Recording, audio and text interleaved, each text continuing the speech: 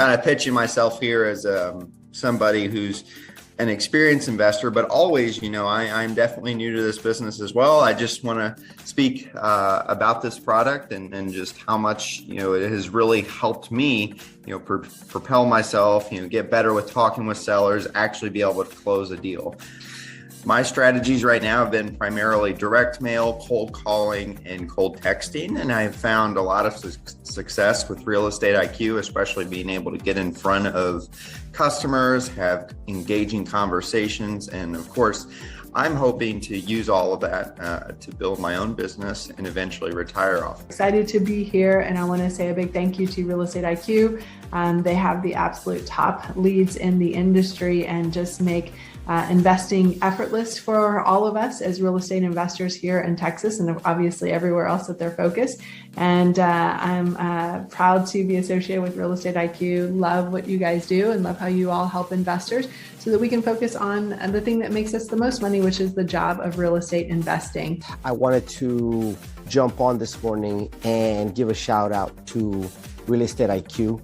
I began my journey with them years ago, just using some of the more basic products, the off-market leads. And since then, growing and visiting and talking with not only Steve, but other people who are involved with Real Estate IQ, I've had the opportunity to actually not only be a client, but I also became an investor with them. And that is one of the beauties of being able to be part of Real Estate IQ, is it gives you the opportunity to grow as an investor, especially in real estate.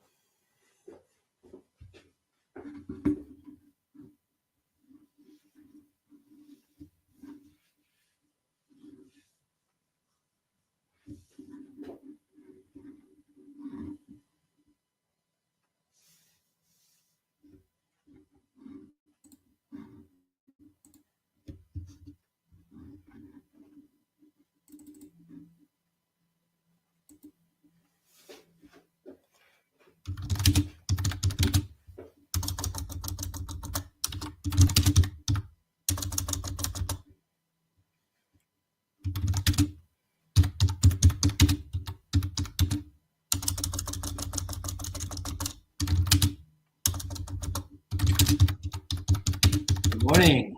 Welcome, guys. Good morning. We've been live, so let's get started. Dani, welcome. Welcome. Hey, good morning. How are you? We're doing well. Hi, Vincent. See you. Vincent Haynes says good morning. Hey. So let's get started. Today we have Dani, who is gonna teach us about a new class, Top 10 Investor Concerns, and he's gonna teach us how we can eliminate these concerns. Mhm. So Dani, feel free to take it away. Sounds terrific. So, Steve, always a pleasure. I'm glad we are kicking off the new year. And I thought after our previous conversation, what can I bring to you, to the viewers, to really kick off things well in the new year.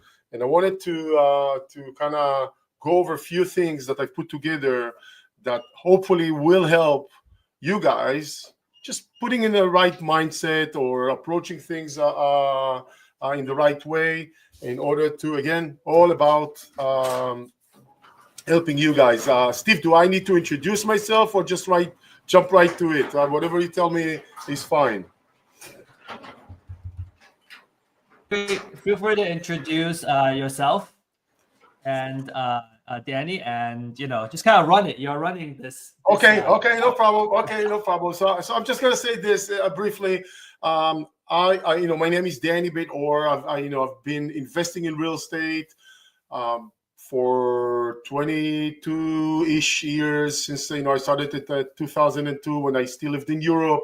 Since 2004 and so far, so that's been over 20 years. I've been helping others, investing myself and helping others invest in real estate. And unlike a lot of the popularity out there of things, if people want to look for the angle and how can they do and house hacking and different methodologies, which I love many of them, and I did use many of them and using many of them. I'm very much an approach of a lot of people are busy, they have jobs, they want to, they don't necessarily want to switch their life into being a full-time real estate investors. So my approach is, you guys, there's really simple tools you can use as a real estate investor without, quitting the rat race or keeping the rat race and all of those. And if you're actually not attracted to all the noise out there, you could just do good deals, all the time. And I want to kind of give you a few things, that may help you elevate some of the obstacles that you have. So that's where I'm coming from. I've helped clients buy but just around 5,000 properties in over 40-ish US metros for the past 20 years. So I have gained a lot of experience and knowledge before the crash of 2008, during the crash, after the crash, before COVID, after COVID, etc. I've flipped properties, but for the most part, I am the guy who loves boring real estate, really suitable for the working person who has a job, who not necessarily looking to ditch his job but want to leverage the job, right? I love the fact that you are employed, if you are, and I love the fact that you have a steady income. And I think real estate can leverage that, right? The lenders love you if you're stable, and they are happy to give you mortgages. And if you have access to mortgages, you can really leverage this whole idea of real estate. I live in California for 21 years. I have 100% of my investing activity has been out of state for those years. So everything I've done is completely out of state, in states like Oklahoma, Texas, Florida, Tennessee, Missouri, Kansas, Georgia, North Carolina, Louisiana, Alabama for sure. I may be missing one or two, right? So Arizona, so absolutely New Mexico. So absolutely activity in many, many states, all long-term, or for the most part, long-term, nice houses, good communities, quality properties, boring real estate. I find boring real estate to be super sexy. All right, now that I gave you a little bit about my background, I want to share with you a couple of things that keep coming up when I have conversation with new and existing clients of mine. And this is, I want to help you kind of remove those obstacles, so you can not focus on the problem, but focus on the solutions or moving forward. Let's start with one of the things that keep coming up all the time: high interest rate, high interest rate, high interest rate, right? So we are in a period, economical period, where the interest rate for on mortgage interest rate is relatively high, right? And I'm using the term relatively high because if we compare it to what we can get, what we could have gotten during COVID, super high. Okay, so now I want to help you put it in perspective, because I'm not going to be able to lower the interest rate. I just want you to learn how to operate within those constraints. First of all, when you tell yourself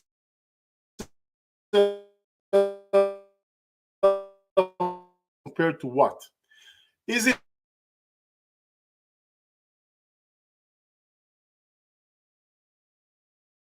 moment? Okay, is it high compared to what we could have gotten years back during COVID? Yes, it's high.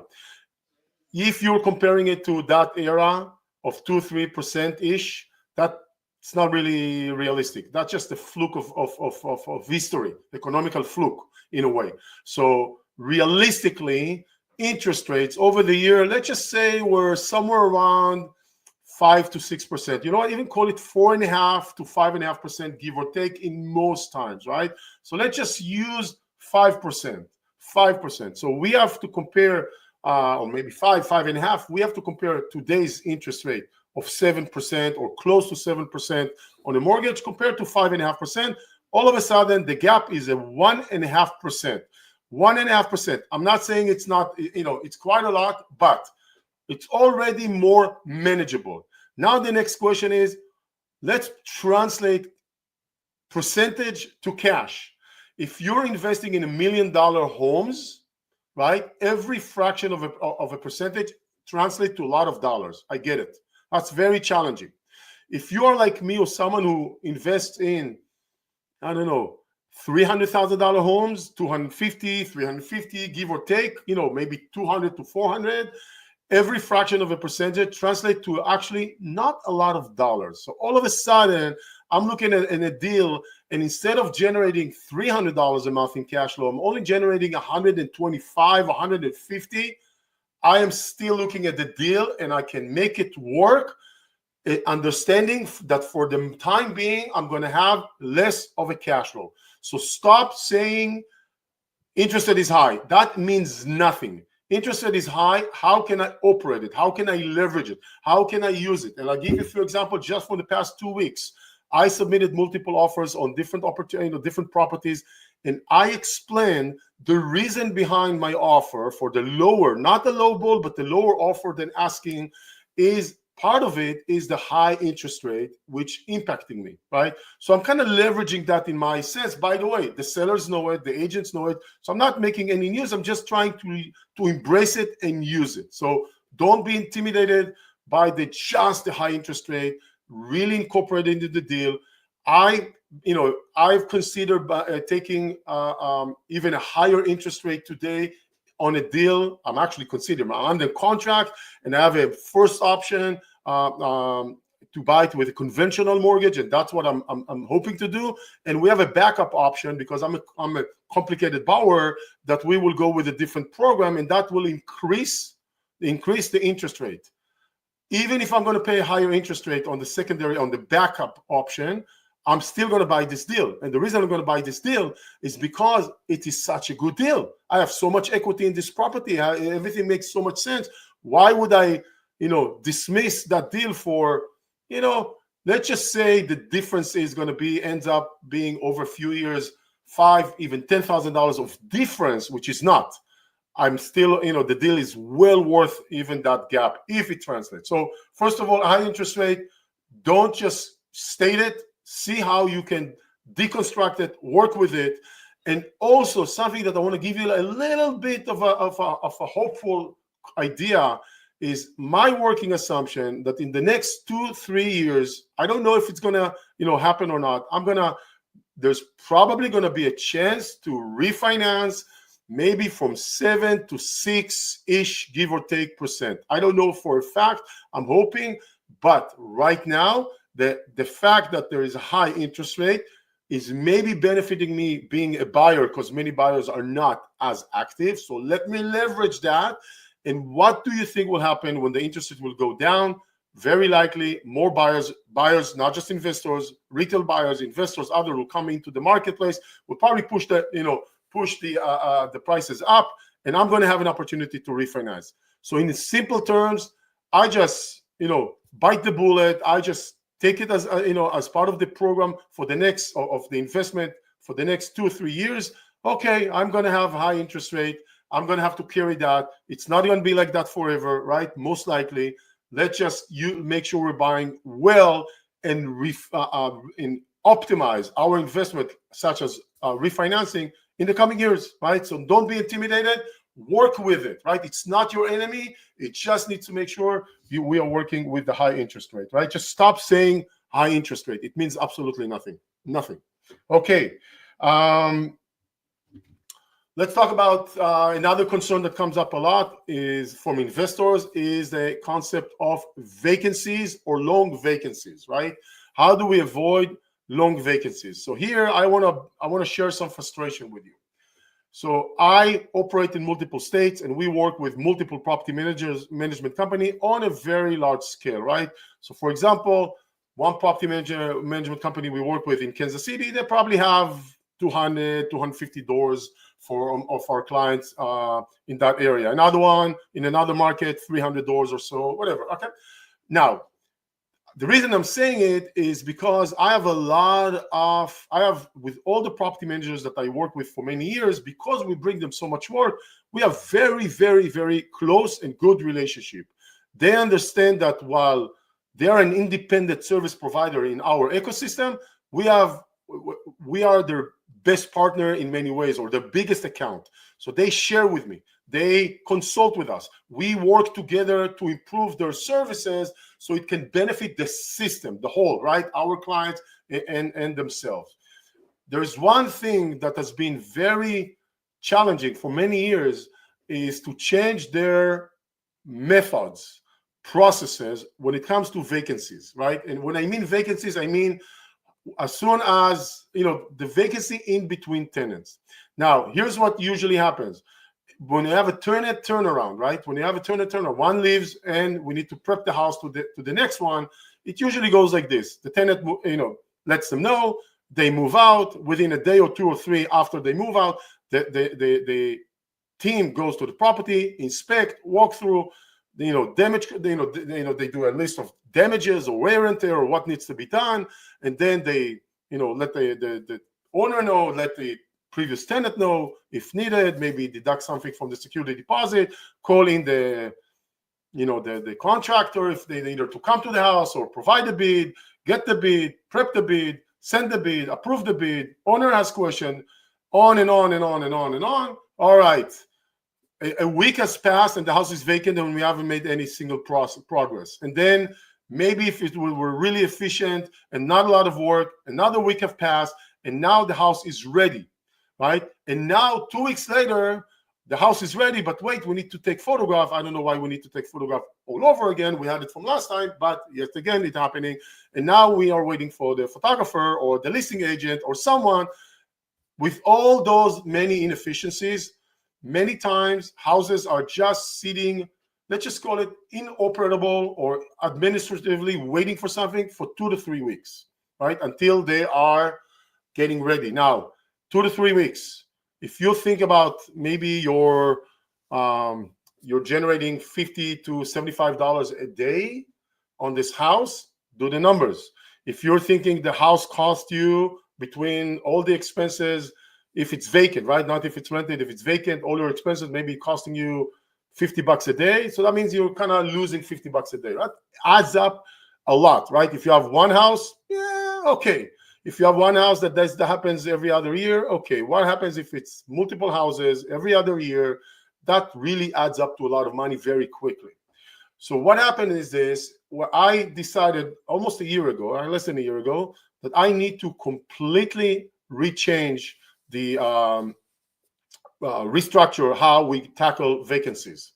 Now, all I did is I did reverse engineering to the process, and I just completely redesigned the process of obtaining or processing a vacancy. The problem is, and the reason I'm telling you that is because I want you to be aware of that. Most of the property managers are not, even the ones that I am the biggest client, are not willing to work with us and change their working habits for a variety of reasons, which I understand the reasoning, but those reasonings are not really justifiable in the bigger scheme of things. So here is my turn. Here's something that I want to turn to you. Do the same. Push your property manager, or if you're self-managing, start looking at breaking down the idea of tenant turning, reducing your vacancy tremendously. There is a way how to do it. I'm not going to elaborate all of that right now, but there are ways how to optimize, improve a lot of inefficiencies that are coming around one major event, the tenant turnover. So you can do that. If you are working with a property manager, you will probably get a no, and we are not changing just for you. And that's one of the problems when working with property managers. By the way, with property managers in that sense, I love working with property managers. Don't get me wrong. However, because I ran into so many inefficiencies and so many challenges changing those process systems and processes that they use, old, unimproved, unchanged, that works for them, systems and processes, but doesn't necessarily work for me as an owner, and doesn't necessarily work for me as someone who has many investors. So that's why, part of that reason we launched our own kind of hybrid owner-managed system. And the hybrid owner-managed system just means between using property managers and using, and self-managing, right? Let's just call it a scale. We decided there need to be a middle ground, a hybrid situation. And the middle ground is self-manage with support, right? Not just self-manage. A lot of technology platforms out there are doing a great job with technology supporting the self-manage or the owner-manage concept, which is great. And many of them are doing an amazing job, but they're only a technology platform. They're not providing solution in situation with problem. The owners are left with, okay, what am I going to do now? I have a situation here. I have no idea what to do with it. Or how do I juggle so many things? That's where I decided there's got to be another solution here, which is what we call the hybrid owner manage, or the hybrid management concept, which is kind of ecosystem with the technology, but technology is supporting the concept of this hybrid property management concept, not property managers, property management concept. So I'll be happy to elaborate on that if we have time during the question. I just want to challenge you with yourself about the whole concept of tenant turnover, or challenge you with you challenging your property manager. I'll bet that with some thinking, some optimization, you could probably cut down those days of vacancy to more than a half, right? Less, half the days. Okay. Problematic tenants. How do we avoid problematic tenants, right? So we all know there's not 100% avoidance. So in that case, how do we reduce the chances? Okay. So there's a couple of ways I came up over the years in order to optimize the decision-making process when it comes to reducing the chances of problematic tenants, right? And actually, I have another thought that an idea just came to me in recent months, or about a month ago, that I haven't acted on just yet. I'll share that with you as well. For me, it all starts with the design of the system, the design of the idea, of the concept, right? The ideal situation is if I make good decisions about the type of tenants that I will have in the property by going to certain areas, certain type of houses, I'm already weeding out the chances of problematic tenants, right? So it's not just one thing. There's not a magic wand here. We have to do multiple layers of things in order to reduce the chances. So number one for me, I go to areas of the middle class, and I try to go to areas where I'll have the middle class family that have jobs, that both work or one spouse work with kids, stable, dog, cat, backyard, good schools. For me, again, boring real estate just means the chances of me having issues with the tenant are just getting reduced, right? So that's one. Number two, I try to buy houses that are either in better shape or make sure when the tenant moves in, they're in good shape, meaning the house looks nice. It doesn't have to be all bells and whistles, just looks nice. It's not neglected by any means. And I keep maintaining, I keep telling my clients, and we keep making sure we invest back in our properties so they are well maintained. And that helps, sends the message to the tenant, we are taking care of things, right? So we want you to take care of things, and so on. So that's number two. Number three, I know it's obvious, but some people just don't know to use it properly or fully, is the background check, right? Very critical. Do the background check, credit check, all those options in order to weed out the problematic ones, and let's just stay away from those people. So just by doing all those three layers, right? Area, location, I'm already kind of I'm actually already filtering out problematic ones. The shape, the condition of the house, right? You can have a nice tenant, but a house who gives you issues, or an old house that breaks. I have one of those, by the way. There's probably not a single month without an issue. An old house, 1921 house. So constantly there are problems with this house. Super nice tenants, but the house keeps giving me hassle and trouble nonstop. So we have that bad decision. That was a house that I wanted to flip, ended up with a rental. That was a poor decision, keeping it or not wanting to keep it, but I kept it for whatever reason. So was not my intention to keep it as a long-term rental. So here's the proof. Poor condition house, I'm paying the price for it right now. Okay. So good tenants, bad house. When you have a bad house, it makes the tenant look bad, that they have a problem with you or they are complaining all the time. These guys are not complaining. I'm actually very happy they're not complaining more, about all those issues. So doing all those things will reduce the chances of you guys running into problems and running into issues with tenants. I think those, for me, are very obvious. I just know that not everybody's doing it. The next thing I want to talk about is what a lot of people call the buy box, right? I'm sure you heard the term buy box. What's your buy box? So I've been for years hearing people when I go to events and I go to and meet people, like, what's your buy box? What's your buy box? What's your buy box, right? Buy box. What does it mean? My buy box, okay, I like single family homes, 3 bedrooms, 2 bathrooms, 1,500 to 1,750 square feet, 90, 80 and after, my buy box, right? Price, rent, etc. If you are already actively investing, or if you are getting started, I want to tell you something. For a moment, drop the idea of the buy box aside. The buy box is not the issue here. Right? What I would like you to think about, first of all, before the buy box, is what I call the personality box. Right? The personality box is who you are as an investor, right? What's your appetite? What's your skill set? What are you willing to take on and what are you not willing to take on, right? Are you able to buy, like, how much time you have available? So that means can you be more actively involved or more passively involved? Can you get a mortgage, right? Is it something that's available to you? If you are buying a certain house that is very likely to have more issues, if you have the personality or readiness to go in and invest in the flip, expect to be more issues, more problems, more friction, etc. And that's fine if that fits your personality box, right? But if you are not someone who's good with project management or follow-ups or being in the details, maybe flipping is not the right thing for you, right? So who cares about the buy box if your personality box doesn't match the actual investment? So take stock with yourself. Ask some questions to yourself. Am I buying, how much time do I have?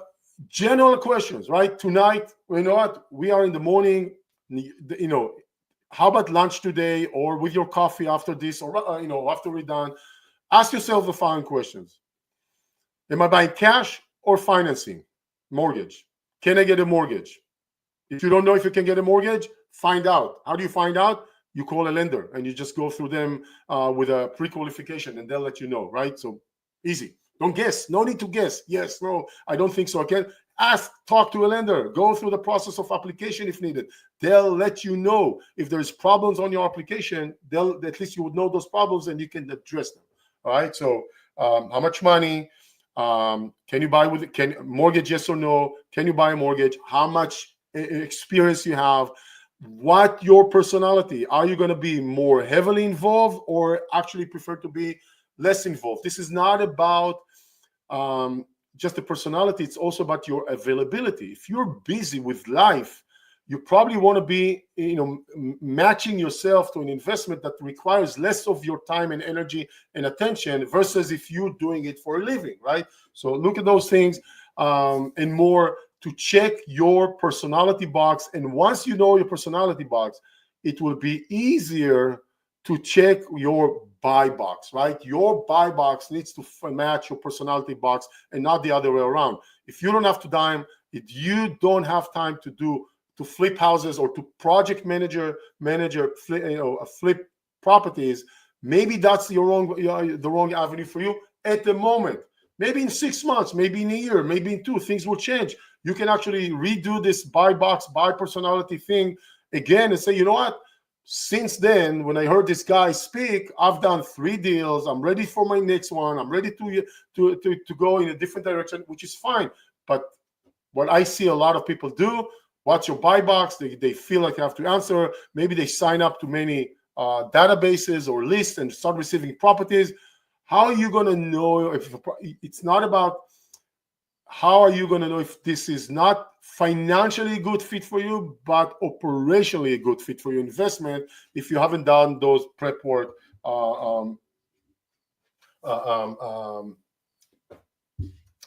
about yourself. Okay.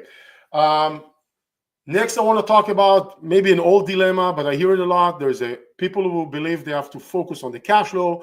There's people who believe they have to focus on appreciation.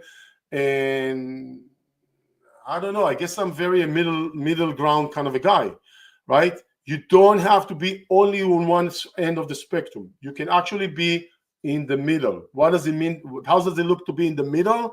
Well, in the middle, it means you're still want to have a little bit of a cash flow, so you're not focusing on the cash flow only, but at the same time, you're also want to be able to build some equity. So you're not fully betting on this one. You're not fully betting on this one. You just want to be somewhere in the middle saying, you know what? Cash flow is part of what I'm looking for, even in today's environment, but also want to go with the appreciation. How do you make it happen? Well, I think it starts with proper expectations, right? If you expect in today's marketplace, I have clients that are looking for high cash flowing properties, and I get it, and I know what they're looking for. Everybody wants cash flow, and that's fine. But many of those properties in today with the current interest rate are just not going to be attractive, right? So I'll give you an example. The other day we looked at a fourplex for 450-ish, and it's generating on a very conservative. We did the current performance based on current rents that are probably $300. It's a duplex, $300 below market rent, right, per door. So $600 ish. Let's just even say $500 below market rent at the moment. It's already generating about almost $400, $350, $370 with 7% interest rate a month in cash flow after expenses. When I say cash flow, that includes vacancy repairs, property taxes, insurance, no HOA here, property management, leasing fee, everything. Right? So we don't just make it make it up. So after all those expenses, realistic expenses, low rent, it's already generating $350, $370, right, a month. Once we buy it and we can increase the rent, right, which will probably take some time because occupancy, it will probably generate, let's just say $500 more a month, maybe not, $450-ish, $400 more, maybe, a month. I show it to some of my clients and they're like, it's only generating $350 for 450-ish investment, right? Not exciting for them. I get it, not exciting. They're just not well calibrated, and that's what we're trying to do all the time. This is a lot of cash flow for today's, marketplace, right? A lot of cash. Remember, this is a nice duplex in a nice area, in a nice part of town with good schools. This is not your low end, very strong cash flow kind of a everything that I've mentioned before. The good tenants, the nice area, the good schools, everything that I've mentioned, the boring type of real estate really embodies into this kind of property in the form of a duplex. This is not a property that is set, in a broken property in a very challenging part of town that can generate a lot of cash flow, but will probably bring us a lot of noise in the system, right? So calibrate your expectation on the cash flow, lower your expectations because of the interest rate right now. Look where the opportunity is. There is an opportunity here, right? We buy it, we wait a little bit, we increase the rent, the cash flow will improve probably within a year. We're probably going to improve the cash flow, tremendously. By the way, this duplex has been sitting on the market for quite some time.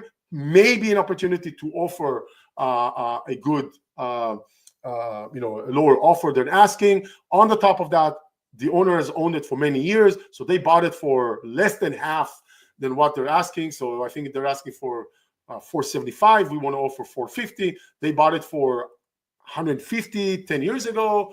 I mean, it's not that the owner is not super tight. It's a perfect opportunity with everything going on to come in and say, all right, let's make a good offer. So we have some equity from day one and improve the cash flow. Be patient a little bit. Improve the cash flow once when we increase the rent, improve the cash flow twice when we have an opportunity to refinance. And all of a sudden, we have this $450,000, $60,000 duplex in a good area, doing well equity-wise and doing very well cash flow-wise. We just have to be patient a little bit and kind of see where we're heading. So for me, that type of a property is amazing opportunity just because there's so much upside in terms of some equity, some cash flow. And by the way, I'm not talking about flipping, renovating, or doing anything. All I've done here is navigated the financial aspect of this property to set it up to be a better position for me as an investor, and being patient, right? I'm being patient. I understand it's not going to happen overnight. I want to mention two more things, and I don't know how we're doing on time, but I want to mention two more things, and then we'll maybe open up for questions or see what you guys have to talk about some more. In real estate, they're typically, in the startup world, I don't know if you're familiar with it, there is a concept in the startup world that's called the hockey stick, right? The hockey stick means that many startups, what they're looking for is to kind of have a very slow income or profitability, in the first phase, months or years, until there's a certain point, it goes very, very, very slow, and then they want to boom, right, very quickly. So let's just say for 3 years they have barely no income because they're building everything and prepping for scale, and then they want to scale and get that thing, and that's the hockey stick of startup. Real estate doesn't operate exactly like this, right? We don't normally have slow income or low income, and then something happens and it booms up. Normally not in sense of equity and not in sense of cash flow. As an investor, there is what I call the hockey stick idea concept of real estate. And that, for me, when you buy a property, let's just say just one for a moment, and possibly 5 to 7 years later, so it's not a fast hockey stick idea, but it's a slower idea, there's a very good chance that this property increased in value to the point that you can tap into that equity and maybe use it to buy another piece of real estate, 1031 exchange, doing a HELOC, something, right? So the idea is, if you could assume that in 5 to 7 years, no guarantees, it could be, could happen even sooner, but especially if we bought it well, there is a very good chance that in 5 to 7 years, you will have some equity that will enable you to, if you pull it out, go and buy a second piece of property. And that means without bringing money to the table, right? I'm not pulling $10,000 out and bringing $90,000 from my pocket. That's not the point, right? So all of a sudden, one property translated into two, right? So now think about it this way. What if you buy two properties now and then you do that hockey stick idea? I mean, you don't do anything. It just happens to you, and you are leveraging the hockey stick idea. And then in 5 years, those two properties are translated into 4 properties without needing to bring more money into the table, right? Is it guaranteed that it will happen? No. Have I seen it happen? Absolutely, many, many, many times. Not even during the COVID era appreciation years, or even before. So if you really think about it, you'll kind of say, okay, real estate has a tendency to operate or work in my favor slowly, but at some point there's going to be a turn where I can tap into more equity and let it run even, and buy more real estate and empower my future financial position or foundation, right? So sometimes investors are a little bit kind of baffled. Okay, so I'm going to buy one, and what's going to happen? I'm going to buy two. It's nice. It's okay. Is it worth it? Tenants and issues. It's worth it. It's worth it because after a few years, those 1 or 2 properties will increase their, very likely, right? It depends on what you do and what timing and things, but there's a good chance that in 5 to 7 years, you'll build some equity that you can tap into and continue rolling. And this is without you able to buy more properties without tapping into the equity, right? So that concept is there. You just need to utilize it and see it and have a vision where you're heading with that idea, because it is something that you can tap into and benefit you. I want to share with you a little anecdote to emphasize that I've seen happening many, many times.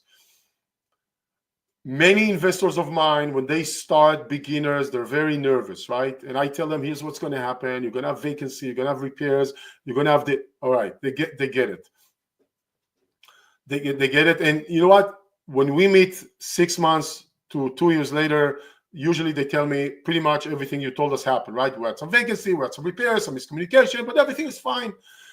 Almost always at the 2-year mark, after they purchase the first property and they start kind of playing around on Zillow and saying how much equity they've able to accumulate, passively accumulate, usually they're like, what's happening here? I bought this property. It went up in value so much, right? It's not a lot of money, but I've never been able to passively really build some equity like this. And 2 years in, they really get it. And I always get that call, like, we're happy, let's move. We want to not only buy more, we want to see how we can move faster.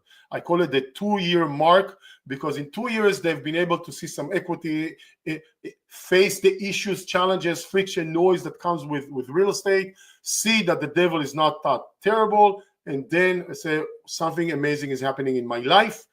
Now, not only that I want to buy more, I want to see how I can move faster. And subconsciously, I can tell, especially when I talk to couples, how in their household, the entire strategization of their financials is aligning behind the idea of real estate, right? Without even planning for it on purpose. They're just saying something interesting is happening here. I need to tap into that even more. I can see what's happening. All right. And that's pretty amazing to see. I've seen it so many times, and I realize there's a pattern here of human behavior. So if you're not there, you need to get there, right? To really become a believer.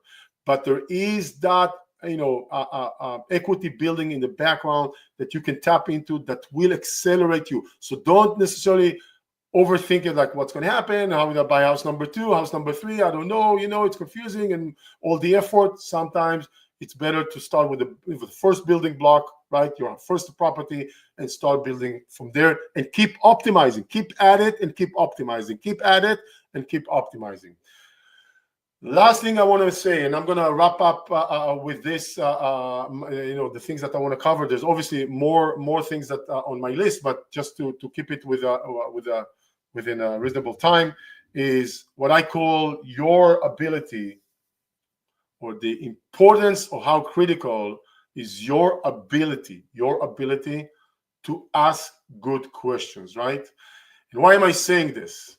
So I've noticed that a lot of people are coming to a conversation with me. So I have a lot of conversations with beginners, advanced, experienced, no experience investors. I've had in the many tens of thousands conversations over the past 20 years, right? Routine conversations, strategic conversation, everything. Many times people come to meet with me and they barely know what to ask me, right? And I help them, I help get it out of them. But if you are good at asking questions, get better at it. If you're not good at asking questions, you have to prep yourself to be better at this, right? And why am I emphasizing this? Because if you want to advance yourself, anything, spiritually, financially, investment-wise, knowledge-wise, anything, if you want to advance yourself, you want to make sure you're asking the right questions or asking many questions. And I want to give you an example how I perceived it probably more than 15 years ago. So more than 15 years ago, when I did some research on vetting a property manager or a provider, a reference check, I can't remember exactly. I sit down and say, okay, what am I going to ask this person, right? What if I jump on a call and the person is not really a talker? So I sat down with myself and I wrote the questions that I want to accomplish. Actually, I took a few days to still write it, because sometimes the question comes up not exactly when I'm just sitting to write those questions. So I opened this notebook or electronic notebook, and I just add questions, right? I prep. Here's another question, another question, another question, another question. And then before I jump on a call, I review the questions. I see if I didn't duplicate my questions. I see if I need to reorganize the order of the questions. Sometimes I ask the same question in a different way on purpose because I want to see if they answer it differently. I need to make sure when I get an opportunity to talk to this person, it's maybe the only time I'm going to talk to this person. Maybe it's not. I want to make sure I use that time to the benefit of advancing me as much as I can, right? So what I'm suggesting to you, if you're not in the habit of doing that, start getting in the habit of doing that, getting those questions for you. I'll give you another example. When I consult seek legal advice regarding anything, right? So I got this service. I'm using this legal service for consultation. When I reach out to the attorney, I say, here's the situation. I give him a synopsis. Here's what's happening. Here's the document, and here are my questions. Not only that I sat down and I wrote the questions and prepped them, I already sent them, right, the questions. Because when we jump on the call, finally, when I get to speak to the attorney, and I know it's either paid by the hour or it's going to be even if he's just going to talk to me, I know he's going to be tight on time. I want to make the most of this conversation. So I'm prepared. I make sure he's prepared. I come with a question.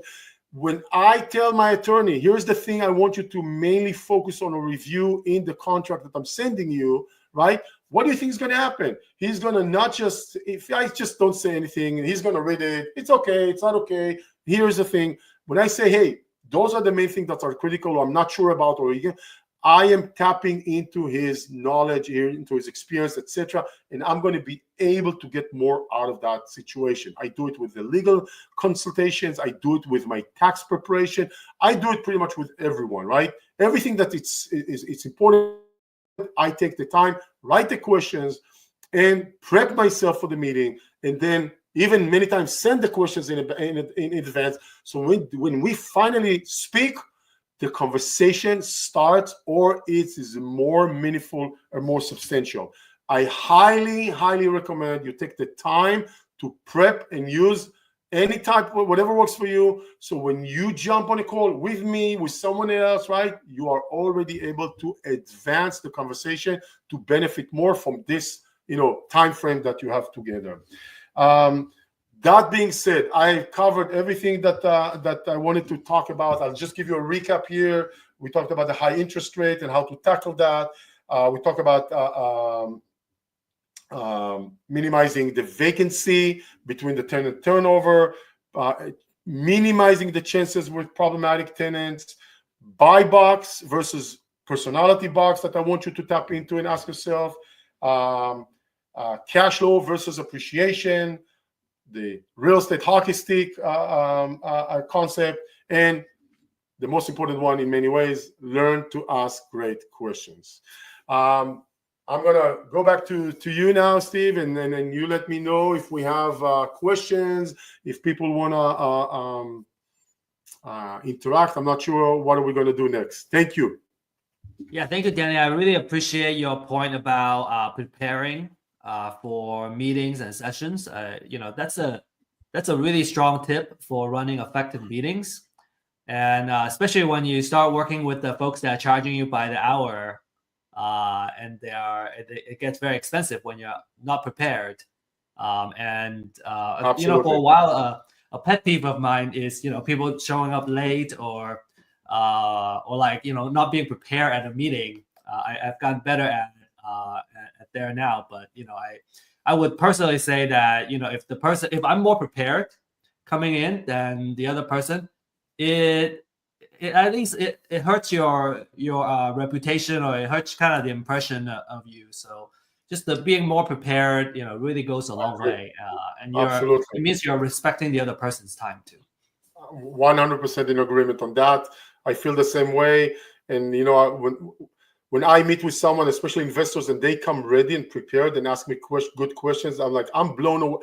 I love it so much because I know this is going to be a great conversation. They may not turn into a client, but I already know this conversation is going to be beneficial for them, and they keep me involved or engaged, higher level of engagement with them, which is great.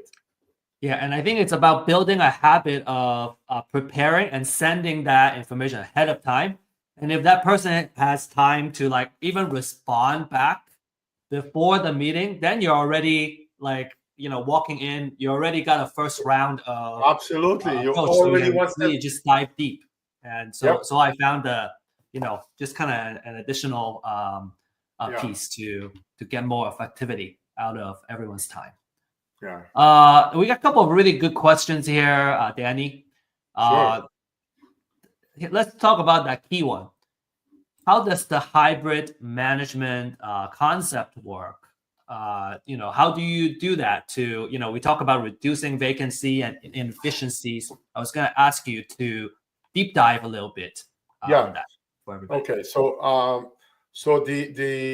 we talking about the vacancy aspect only, or the entire hybrid concept? It's like I think we can talk about the entire concept and then how it also addresses, along with its other benefits, I'm sure. Okay. So I'm privileged in a way that I've been doing it for so many years. I've been able to observe. I observe a lot my clients. I want to learn what's happening on their end, right? I see their behavior. By the way, a lot of my clients are long-term clients with many years of relationship. I still have clients that I'm friends with that started working with me 15 years ago, right? One of my best friends is a client turning into a friend, a really good friend. And we are 17 years later, and we're still in business and still working and engaging. And by the way, I invested in his startup now. So I have that privilege to see how people behave, right? And what I've seen with those who decide to turn from working with property manager to self-manage, if they have one property, they can probably handle it. If they have two properties, they can probably wing it. And they're already starting to have problems, right? It's when they have three or more that they're having a hard time to take over this operational challenge, because there's a lot. See, when you have, what is the biggest challenge? There's a lot of fractional small communication to you, to a vendor, you to the tenant, and follow-ups. A lot of this, right? And who said what and when and all of those things. Most of the clients of mine that are busy, they are not very good, even the organized one, keeping everything together in a structured manner. So the first challenge is to be there, you spread all over. Many of them do not even know what their real cash flow is. Many of them do not have their act together when it comes to better tax preparation. So much so, right? Intelligent people, high earners, not well organized because it's very specific. I get it. So one thing I wanted to tackle is like, let's help those self-managed people to get better organized, to be able to track things more closely and properly and easily. And on the top of that, if we use a technology system, it will help streamline the rents, the accounting, the controlling, the mess, right? That's number one. So we need to kind of create some order in this chaos in order to be able to do it better and more efficient. Then the next thing I notice, they are many times clueless, right? Who's going to help me here? I'm talking about the self-managed one. Just because there is an amazing technology platform being used, that technology, all technology platforms, all they provide is a technology platform, not leasing, not questions, not problems, not support, right? So all the clients are like, okay, what am I going to do now? I have a problem. I can go on some forum, one Facebook group or another forum and start asking questions, and that'll be fine. But sometimes that takes time and energy and attention, and we don't always have. And maybe how many times you ask something on Facebook and you get completely different answer? Actually, how many times you ask a question on Facebook and you get the right answer? Almost never, right? Usually is someone's like, why are you doing this? To do that. I didn't ask you that, but it's crazy.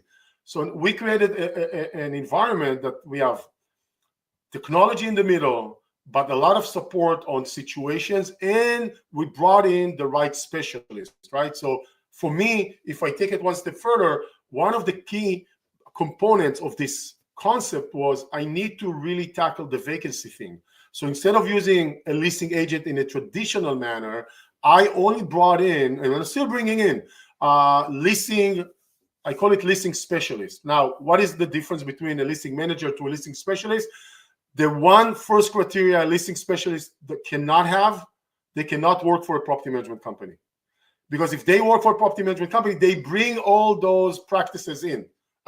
Not okay. I need you to be a leasing person who knows leasing, who does leasing. I don't want you to be a realtor that once a year leases a property. You're not a leasing person for me. You're just doing a favor to a friend. And then I understand that I want to get those leasing people on board. First of all, to get how their practices are. Now, I came up with a manual how to tackle the leasing, the whole turnover, of from one tenant to the other. And I go to the leasing agent. Here is the protocol. This is the protocol that you already practice without even, usually putting it in a protocol or a proper procedure, because you never took the time to do it. You just do it. I'm just making it very clear and structured. I want you to sign off on this. I want you to tell me that if you're on board with this protocol. All of them says, you know what, it's not 100% exactly what I do, but I definitely see all the things that you added. I'm game, right? They have no problem. And then I tell them, the reason I need you to sign off on this is because I'm going to give it to my client, because they're going to look into this protocol procedure as well and expect you to be part of it exactly as it's outlined. I said exactly within reason, right? We're not hard, difficult people. We just want to make sure there's a very clear framework. And that part of the framework, when we start working on leasing a property, 90 days before the current tenant moves out. 90 days before the current tenant moves out, that's when we kick off. And we start prepping, right? So that's a whole concept, which for me, when I tell it to some of my clients, the experienced one, they're laughing at me. I say, this is the way it should be. They're just saying this is the obvious way. For me, it's also very obvious it should be this way. I'm just shocked that the system doesn't, the property managers are not using it. So everything I just told you now, no technology system, maybe AI will help support it, but none of the technology platforms are able to do what I just told you, right? They're very good with, it's a system. You tell me one thing or you add some information, I know how to process that, right? But what about all this process. And remember, we have people involved, right? Owner and new tenant, so old tenant, new tenant, maybe a vendor or two, right? So there's people involved here. So by the way, when I was deconstructing and reconstructing the turnover, the releasing process, right? I realized I can actually introduce even more technology into that, phase of the property. And I decided that because we are remote investors, I'm not going to introduce more technology. I'm going to go old school, just in a sense, because you know what? Remember when I mentioned something about problematic tenants? This is where I need the human touch. I still need it, right? They will walk the property and will tell me what's going on with the property. They'll meet with the prospect and get a sense of the person beyond the paper, right? So we're not just doing background check. We're just getting a sense, right? If they come up and the person is not there on time and they look, something is off about them, they'll say, you know what, everything on paper looks fine, but something is off, right? So at least we know that. No AI, no technology platform can do that. I have one leasing specialist who takes an extra step, and he actually goes to the tenant, the new applicant, current property, to give them the paperwork. And he says, I don't need to do it. I just want to see where they live, if it matches. I want to get a sense of another sense of who they are, right?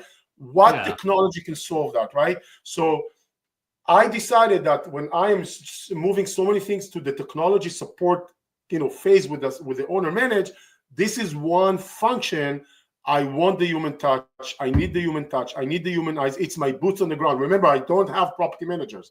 I kicked out the property manager, but I supplemented it with a leasing specialist who are doing way more than your traditional leasing manager within a property management company, and they're going to be compensated, as well for that reason. So that is an example how one major concept required a lot of restructuring or deconstructing and rebuilding in order to make sure we can provide the proper or the max, reduce the chances for problems. Remember, I have to keep in mind, my owners, that's what I have, are remote owners. They're not going to go to the property. It's not like they're using a listing agent, but maybe sometime tomorrow after work, I'm going to drive by the house and see what's going on. They're not going to do that, right? So it's 100% dependent on that listing specialist to provide a very wholesome, a very big aspect of the transitioning between one tenant to another, way beyond your listing manager, who maybe just sends them to see the property. And here's your application link. Right? Yeah, So I love that, Danny. I think you also mentioned last time that a property manager, they specialize in just managing a property, but not getting it leased. And we actually just had a rental property that was sitting around for like 5-6 months, just ended up burning cash because we were just we go, oh, it's gonna happen, but it did not happen. And we ended up also getting into the helping with the marketing and leasing piece. So, my experience as property managers, a big portion of what they do is leasing. So but I think they're just so inefficient, right? Listen, my deconstruction, it's not perfect. I don't know if it's going to work in all my redesign, right? I know it's not going to work in every situation, right? Usually when I talk to the property, before this, when I used to talk to my property manager, I said, let's do it the following way. And the answer is usually like this. Listen, until a tenant moves out, we can't really walk the property and see the real damage. Not an incorrect statement, right? And only then we can start, deciding what to do and what needs to be done. And okay, I agree 100%. What are the chances that on 50% of the houses, 50%, right? What you're saying and the way you operate is the correct one, and mine is wrong.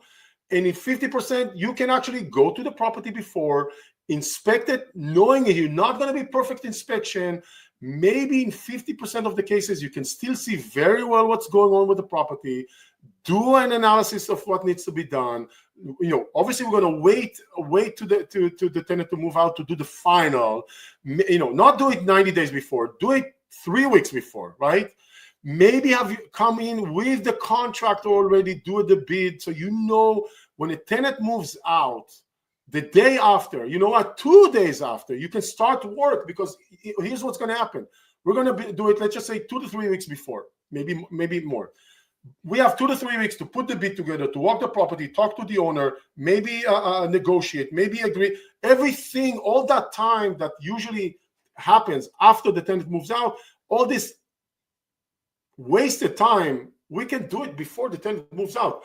And you know what? Maybe I'm going to be the listing person. We're going to go to the property and say, hey, listen, this property is in the 50%. I think it's going to be more like in the 20% situations, right? That we have to wait until the tenant moves out, and we have to activate traditional operational method. Okay, I'll take it. 50%, I'll take it. How about why are we punishing 50% of the scenarios?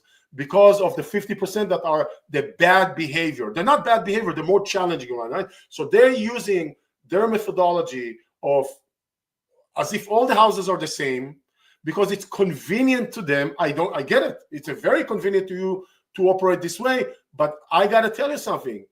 This is not about you. This is about me. This is about me. I'm the owner, I'm the investor, I'm taking the chances, I'm taking the risk. And if you operate in an inefficient way, I pay the price, not you, right? So why are you not changing why are you not going to the property and determining method A, method B? I'll be completely okay with it. You come back and say, listen, we can't do anything. This is a mess. There's so much stuff. It's a hoarder. Okay, I'll wait. I have to wait. I'll go to the traditional method. But I've been in houses, my houses and my clients' houses, that I walked in and I saw an amazing, property, in the sense that amazing in the sense the tenant is clean, the tenant is pleasant, you can walk through, they will work with you, they will be cooperative. Not all tenants are bad, not all tenants are are living like a hoarders, not all tenants are packing their houses with stuff. That's not true. So when we have a problematic situation, let's use that as the problematic one, in the sense that I can't operate in the optimized way I want. I get it, but why do I have to pay? Like, maybe that's not the case. Maybe 50%, my guess it's even 60, 70, 80% of the times, we can probably operate. Yes, there may be something that's going to be found later on when they move the couch and we see something, and we will communicate to the owner. Say, listen, here's what we know. Keep in mind, if they move the couch and there's a big hole in the drywall that we couldn't see, we're going to have to take care of it. And most owners, probably all owners, say, you know what, I get it. If I explain it in advance, that I can't see everything, it's not 100%, they will work with me. They're not against me, but I'm not wasting. So much time is wasted on going there, walking there, until the vendor, like getting the bid, all that, I need to pay for the fact that the vendor is busy. Now, I want him to use it, and that's fine. And use this guy, you trust him. And I'll wait for this guy another day or two. But it's another day or two until he moves, it comes to the property. Another day or two until he provides the bid. Another day or two until he answers my question, because he said something that didn't make sense in the bid, right? 6 days. 6 days, right? Let's waste that time while the house is already generating. All right, let's at least try and do that. For me, it's so obvious, it just kills me just to talk about it, that they're not operating this way. It's just, it's been my longest argument with the property managers for 15 years. And I have to admit, guys, with all my experience and working with property manager and being the big client, I am still losing that battle. I haven't given up, but I'm still not coming on the winning side. That's why I decided. Dani, I would say, you're speaking to me too. Like, those are the issues. We want the asset to be producing cash, right, every single day, and not just sitting around and it's burning cash. Really appreciate your sharing today. We got a lot of amazing tips. I want to poke at you a little bit. We advertise this is top 10 investor concerns, but you didn't give us 10. I know you gave us 10 nuggets by now, but you gave us like 7 items. And so it was maybe something we want to tweak a little bit. We have a lot of questions. Okay. And I think we don't, just like last time, we don't have the time to go over all these questions. what we're gonna do is we'll compile all these questions and send it to you. If you could give us some time, give us the answer, and then what we'll do is we'll put together a PDF and we'll send it to all our. I love that idea here. So if you have registered for this webinar, you're watching this live, make sure you register. There are ways you can watch without registering. Make sure you register so you get all these goodies. All right, great. Appreciate y'all. Thank you, Dani, again. And I would love to have you back to teach us further on this topic. I have properties that I could use some help with managing too. It sounds like we share the same concerns. So great. Thank you, guys. We will have you back again soon, and we'll have another class coming up too. So good to see everybody, and until next time, we'll see each other again. Thank you. Thank you, everyone. Cheers.